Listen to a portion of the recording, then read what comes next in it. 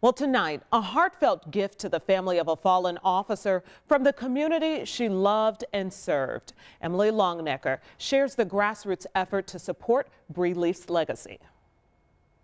Well, these are the same halls that fallen IMPD Officer Breann Leath walked once upon a time as a high school student here at Southport High School. It's also the same place where a community came together Wednesday night to pay tribute to Officer Leath and thank her family for her sacrifice. A sacrifice that's still remembered 2 years after Officer Leath's death, and a service to her community that's still celebrated, even now. It is as much for those reasons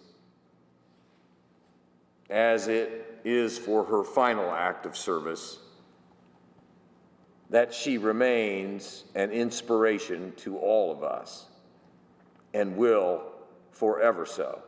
Fellow officers, military veterans, and members of the community gathered in the auditorium of Southport High School to show Leath's family, including her 5-year-old son Zane, how much she meant to them and this city.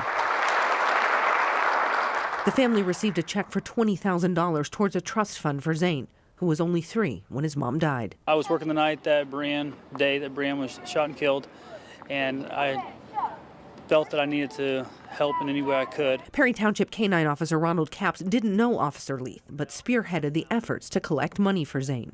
Everybody wanted to help, including Deputy Chief Artizone with the Marion County Sheriff's Department, who works with Leath's father, and donated half of the money raised. I just can't even imagine losing one of my children. It's a reality Leath's parents, Jennifer and Tommy Leath, live with every day. Our new normal is just trying to navigate, if I'm trying not to focus on what woulda, coulda, shoulda, and the fact that she's not here, because it's a huge absence. Everybody that knows her feels it, including little Zane. Our job is to help him grow into a respectable young man. And so with the community, doing things for the trust fund, donations, stuff like that, man, we're honored for that. Beyond the financial help for Zane, though, the Leaths are thankful this city hasn't forgotten their daughter, and hope those people whose lives she touched will let her son know that someday, helping him to know the mother he lost at such a young age.